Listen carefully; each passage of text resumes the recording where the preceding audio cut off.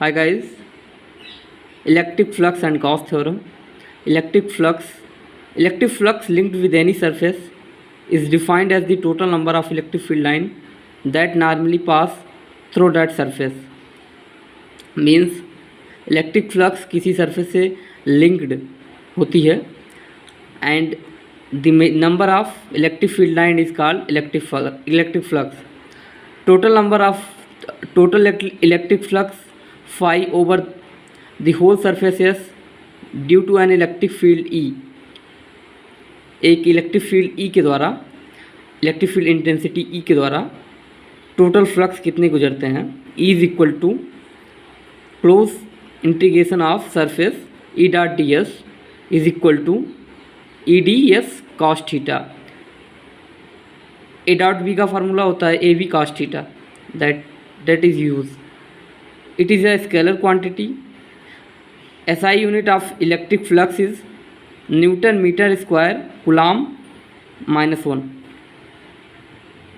coulomb inverse or voltmeter. Dimension formula of electric flux ml power 3 t पे power minus 3 a पे power minus 1. That's very important. Now Gaussian surface क्या होता है? It is close surface in 3D through which electric flux can calculated by applying surface integral. क्या होता है? It is close surface in 3D. Close surface in 3D spherical surface होता है through which electric flux can calculated, उसके द्वारा electric flux calculated किया जाता है, उसको हम सरफेस इंटीग्रल के द्वारा. गॉस लॉ क्या होता है? Gauss law state that the electric flux through any closed surface is equal to 1 upon epsilon naught time the net charge enclosed by the surface. या net charge enclosed by the surface Q का 1 upon epsilon naught time होता है. जो electric flux होता है, electric flux phi E होता है 1 upon epsilon naught का epsilon naught टाइम होता है टोटल चार्ज जो उसके अंदर है, enclose the surface net charge. Then phi is equal to close integration of E dot ds is equal to q by epsilon naught. यानी net charge where q is the net charge enclosed by the surface and epsilon naught is permittivity of air or vacuum. Next, अब हम application of Gauss theorem क्या है? There are following application of Gauss theorem. Electric field intensity at a point due to a charged spherical surface. Means electric field intensity at a point, any charged cell, spherical cell. When the point is outside the cell, R is greater than capital R, where capital R is a radius of spherical cell, then electric field intensity is equal to 1 upon 4 pi epsilon naught q by R square. Hence mean is inversely proportional to R square, where R is the radius of a spherical cell and small r is the distance of required point from the center of cell. V point क्या है? यानी अगर कोई point है जो कि cell के बाहर है, स्फेरिकल सेल के बाहर है, तो उसके लिए हमारा formula 1/4 pi epsilon not q by R square important होता है, न्यूमेरिकल सॉल्व करने में आसानी होती है.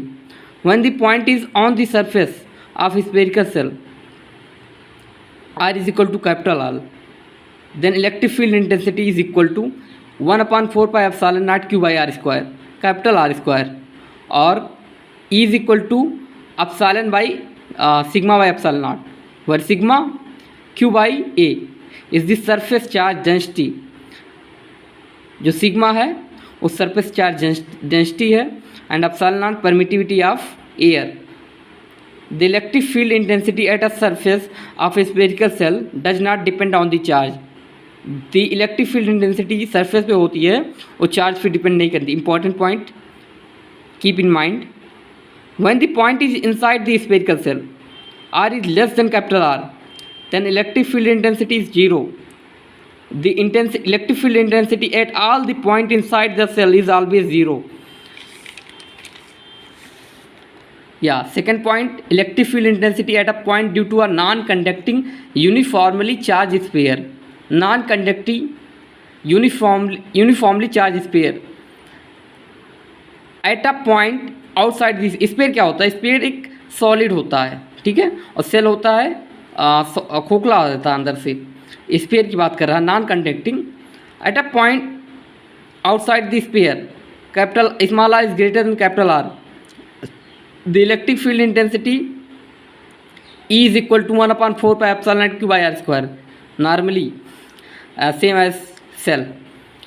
If volume density of charge is rho and then q is equal to 4/3 pi r cube into rho, then E is equal to rho by epsilon naught r cube by 3 r square. Important formula. At a point of the surface of sphere, r is equal to capital R, E is equal to 1/4 pi epsilon naught q by capital R square, is equal rho by epsilon naught r by 3. यहाँ आप r cube के स्थान पर capital R cube यहाँ रख देंगे तो are square cancel हो जाएगा, ओनली आर बचेगा बाई 3. यही सेम फार्मूले में पुट कर दिया गया है, ठीक है. I hope you understand. At a point inside this where R is less than capital R, then is equal to rho by epsilon naught into R by 3, small R by 3. And last, इसका हमने prove नहीं किया है, ये सब केवल फार्मूले हैं, आप ध्यान रखिए, इसको याद कर लीजिए, या आप आगे काम आएंगे. इन सबको नहीं प्रूव करना, कुछ इंपॉर्टेंट चीज़ को प्रूव करना है जो हम आगे क्लास में प्रूव करेंगे. Electric field intensity due to a charge conductor and non conductor of different shape. Electric field intensity due to a charge conductor non conductor of different shape. Electric field intensity between two parallel plate is equal to sigma by epsilon naught, where sigma is here surface charge density and epsilon naught is permittivity of air or vacuum. Second, electric field intensity due to an infinite long wire having linear charge density lambda. linear charge density lambda infinite wire के कारण. अगर कोई infinite wire है तो उसके लिए किसी point पर इलेक्ट्रिक फील्ड क्या होगा? 1/4 pi epsilon naught 2 lambda by r, where lambda is equal to q by l.